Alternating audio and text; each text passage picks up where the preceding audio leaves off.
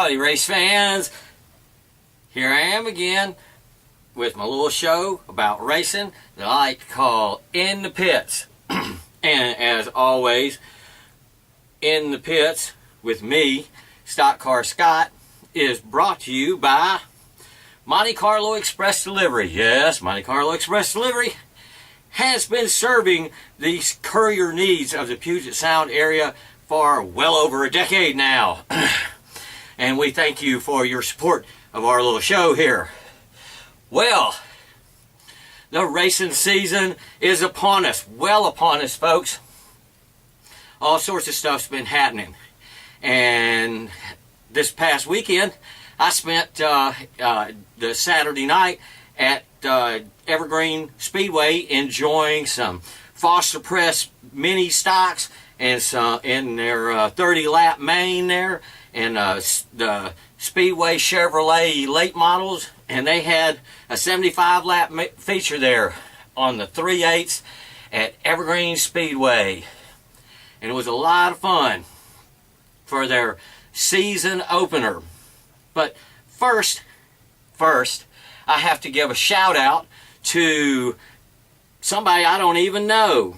Seems like this family of Seahawk fans had an extra ticket, and when they saw me standing there in line by myself getting ready to pay to get a ticket, they just handed it over. They said, you going to the races? And I said, well, yeah, of course, I'm standing in line. Handed a ticket right to me there. So Seahawks fan family, here's a big shout out to you. Couldn't have got that big footage that I got this weekend. Well, I could have. I was going to pay for the ticket anyway, but heck, you made it cheaper for me, so I sure do appreciate it there, Seahawks fan family. Thank you, thank you, thank you. Yeah, and oh, did I mention that it was Seahawks night tonight, that night, Saturday night? Yeah, of course, I got my little co-host here sticking her tail into everything. Y'all remember Daphne, but you'll see her as there goes her tail. Did I mention that Seahawks, it was Seahawks night there at Evergreen Speedway? The grandstands were full of the Seahawk faithful, and lots of race fans too. And the weather was perfect, or as Daphne might say, perfect. So, if you want to see some of the action from last Saturday night, the mini stock and the late model races are now up on the StockCar Scott YouTube channel. Give them a watch. Lots of people have already. But on a different racing note, there has been racing elsewhere. And I've been watching it on TV and online. Facebook friends and race fans, I know, have been attending NASCAR races during the Western Swing and the big Southwest late model races like the Duel in the Desert at Tucson, dominated by the Riddle brothers with their Fords that they brought from Central Washington there, and the Winter Showdown at Kearns County Speedway near Bakersfield there.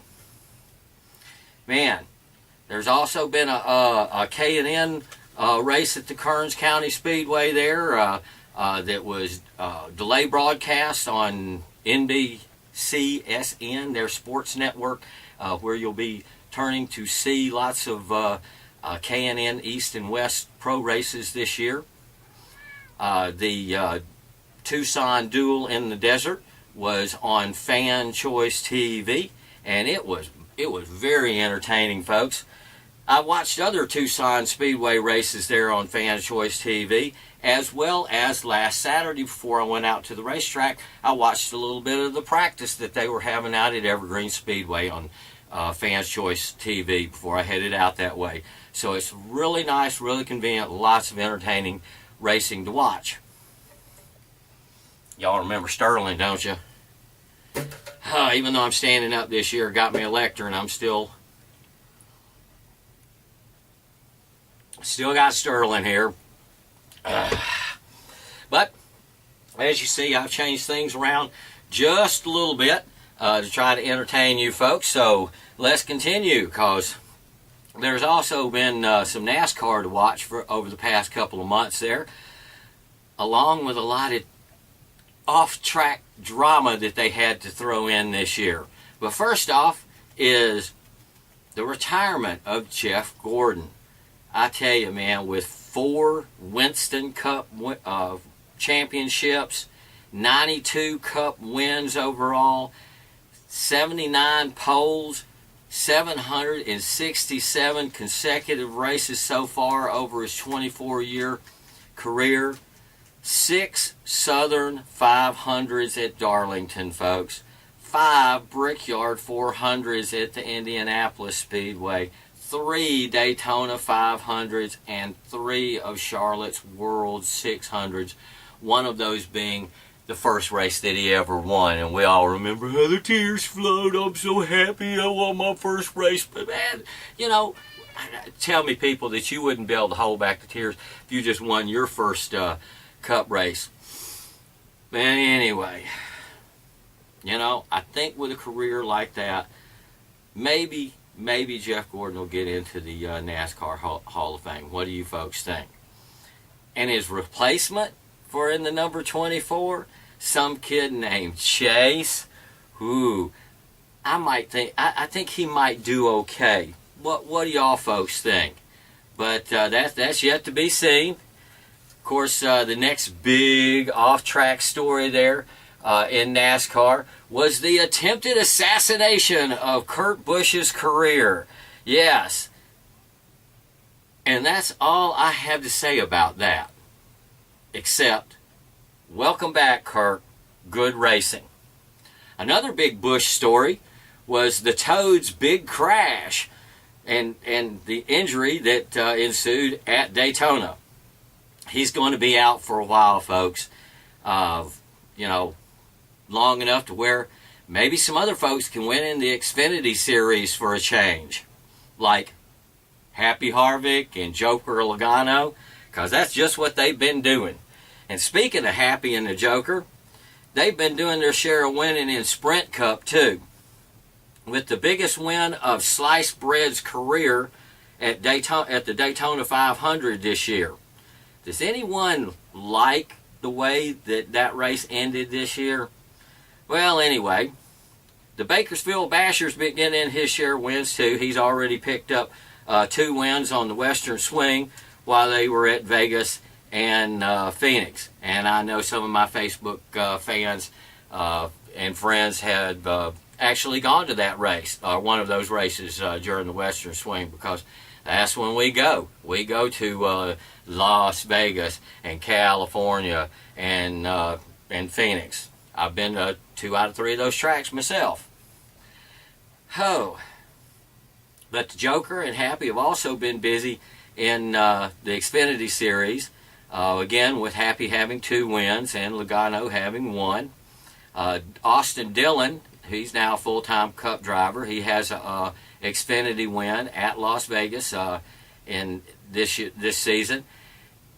And one thing, though, this season opener was not won by a Cup regular. It was won by a young Xfinity regular, Ryan Reed, in the number 16 Roush Mustang. Probably the high point for the whole Roush organization this season.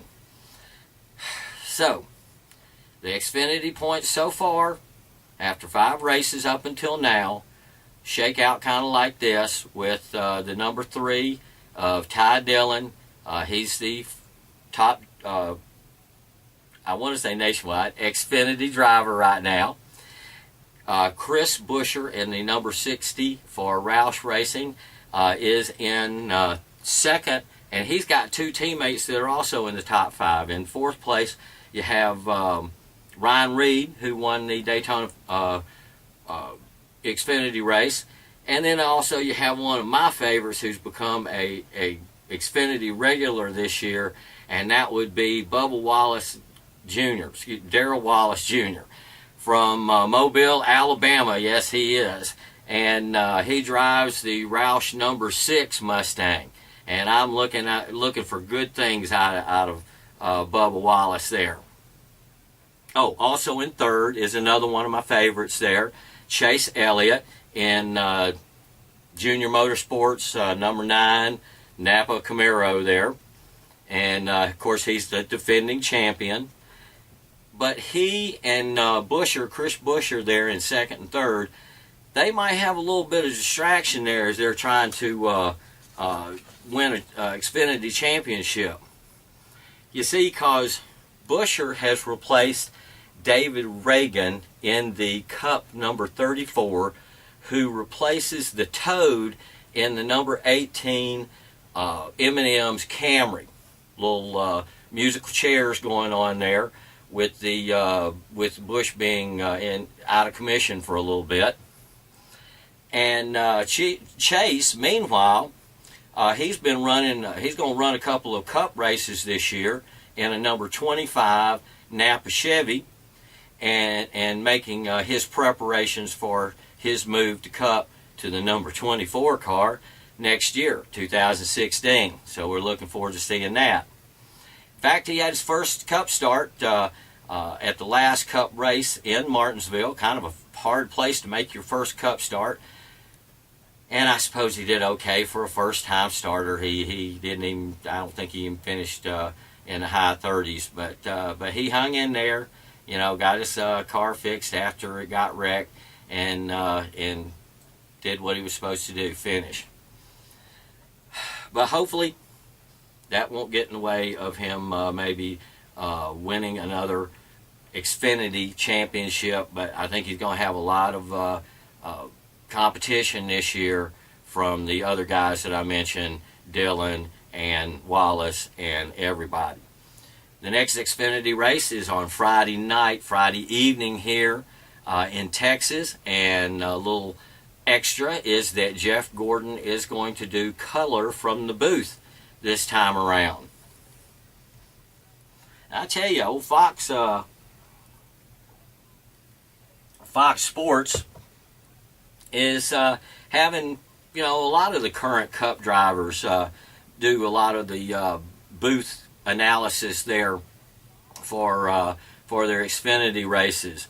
Kind of nice when you got current Cup champ, Xfinity champ, Happy Harvick there doing a little commentating.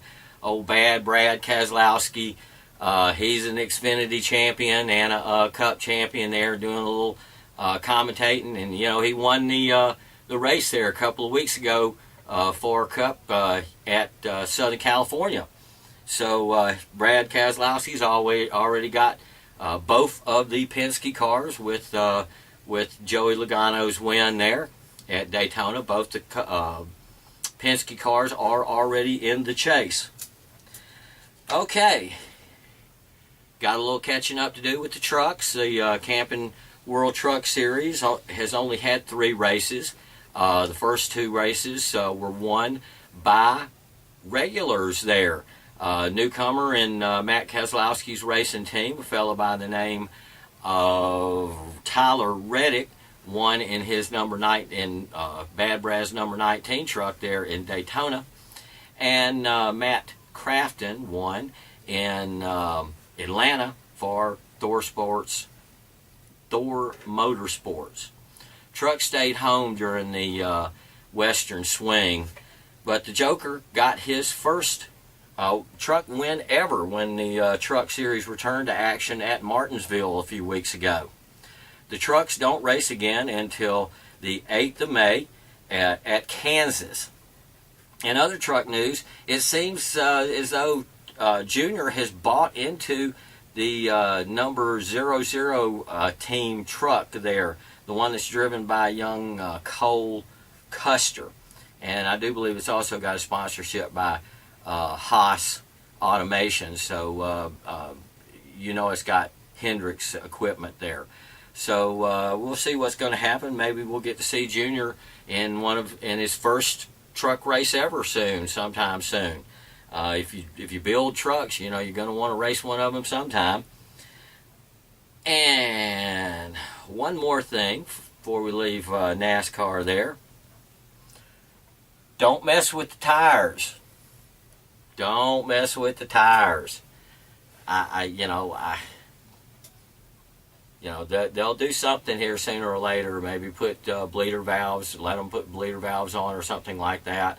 But for right now, especially when you have to turn the tires back in at the end of the race. Don't mess with the tires. And of course, because of this, it looks like Ryan Newman's season might already be blown. So, also happening, we got F1 has started their season. Only been 2 races so far. They're going to have another one this coming weekend, so you can get caught up. But my favorite racer, Lewis Hamilton, the defending champ, won the first race at Australia, and big news, the second race, Ferrari comes back. They were real strong in the first race with Vettel running his first race for Ferrari, and in his second race for Ferrari, Vettel brings them back to the top of the podium. Of course, Hamilton and Rosberg are still there on the podium with him, but it even brought the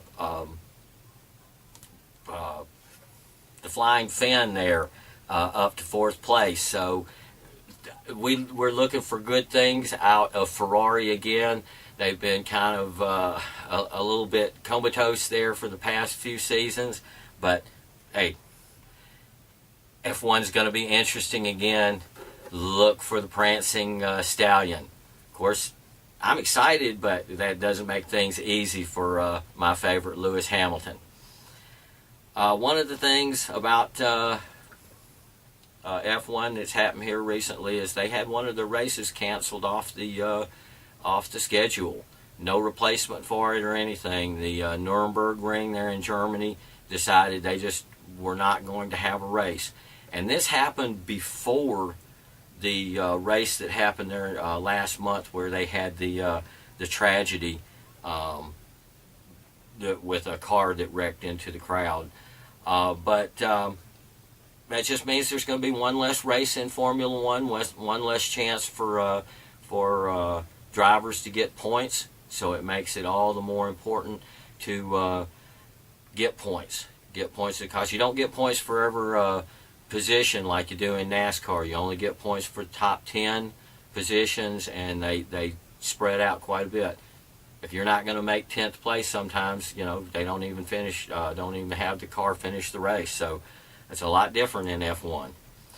IRL, another form of sort of open wheel. They've closed up their back wheels with these funny looking body styles that they have now, but they started their season a couple of weeks ago in St. Petersburg, and unfortunately I didn't see anything but the very last of it because it was on opposite of Martinsville, and of course my priority is always with NASCAR.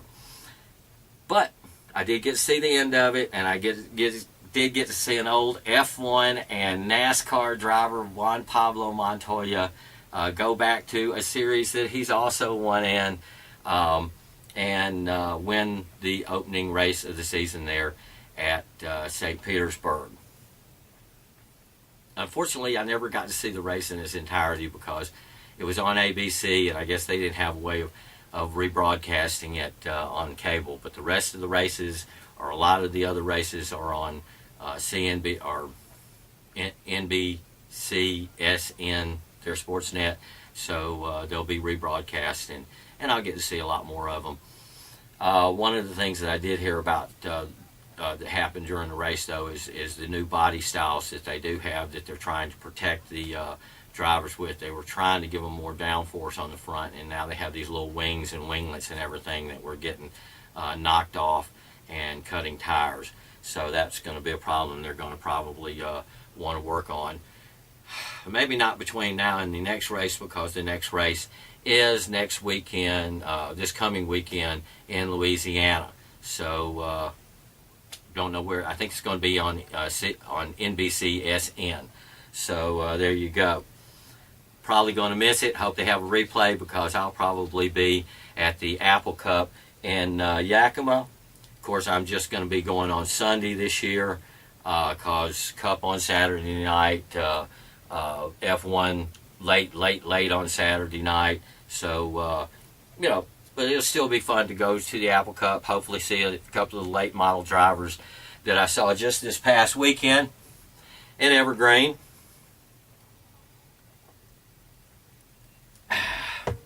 Yep, see a few of those drivers again.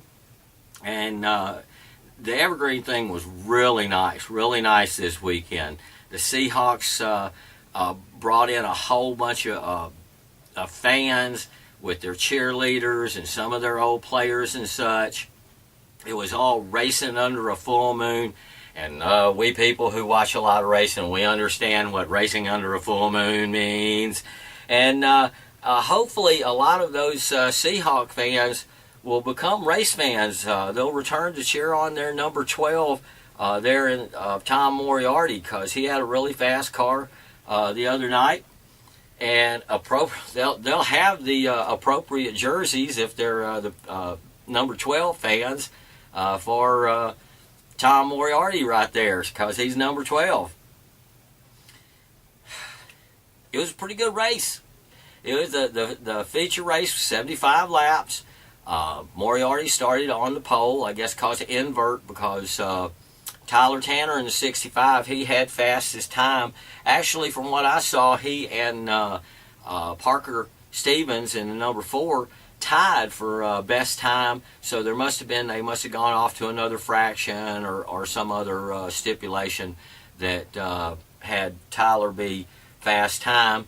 But he only ended up in 3rd, and Parker was 4th with an invert that put Andy Soul on the outside of the front row and Tom Moriarty on the pole position that he kept pretty much all night long.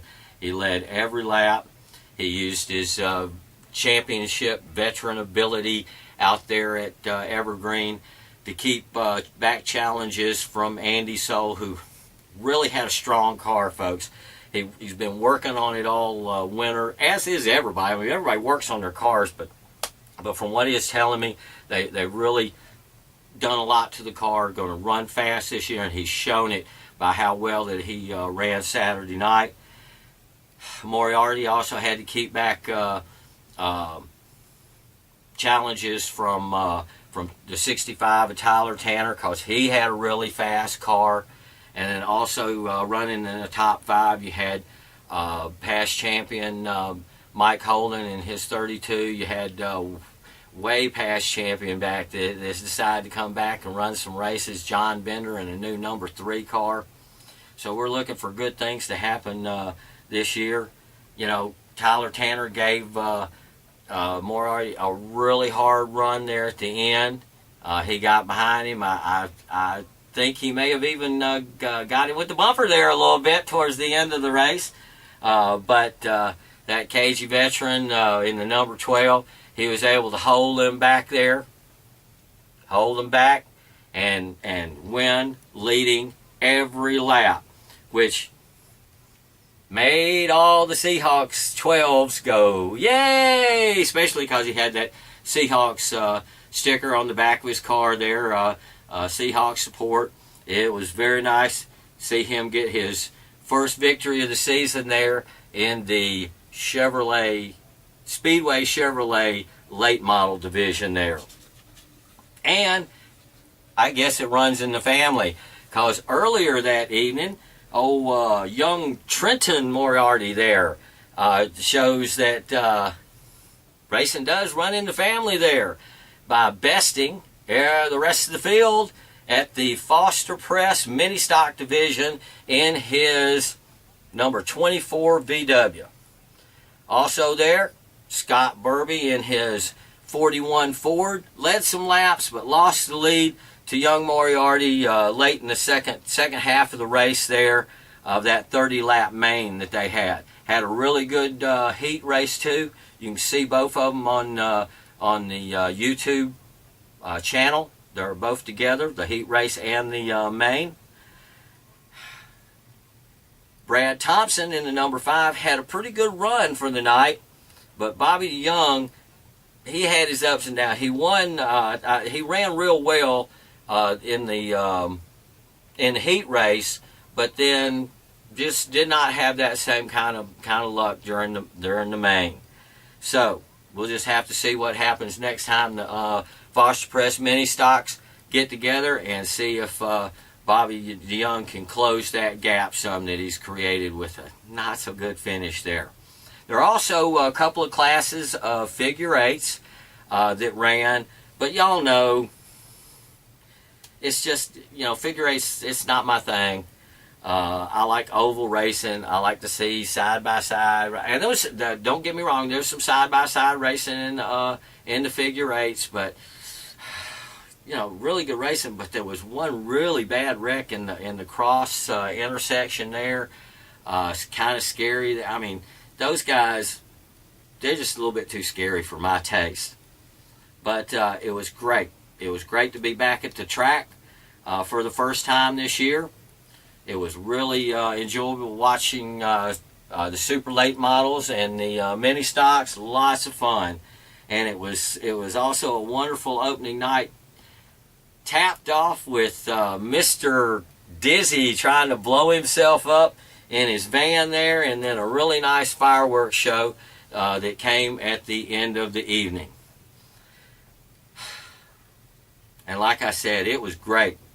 It was great to see many of my racing friends, and it was also nice being Seahawks night that I got to see a lot of my non-racing friends. So I hope you've been corrupted, you non-racing people, and that you get up to Evergreen or go down to South Sound and see some more racing, because you can see there's lots of fun. So, let me take a drink here and give some shout outs. Yeah, shout outs this time to Big Low. Yeah, I saw Big Low at the races. Kenny, Brandon, Trenton, Scott, Andy, Mike, Molly, Jessica, Tyler, and a big shout out to Kelly Hale, one of the best local race announcers that we have around here, and a big racing enthusiast that hopefully is going to be here sometime soon on future episodes of In the Pits, so we can get us a little bit better perspective on local racing than just StockCar Scott can give you. So that would really be a lot of fun. I'm really looking forward to that. But until then, thank you. Thank you, race fans. I appreciate that you watch. Please keep watching videos that I'm posting on my YouTube channel. And I see that this past weekend's, the new stuff that I put up already has, both of them together, already over 150 views. Oh, folks. Oh, thank you. Thank you so much. But until then, hey, we'll see y'all at the tracks, because this is StockCar Scott in the pits.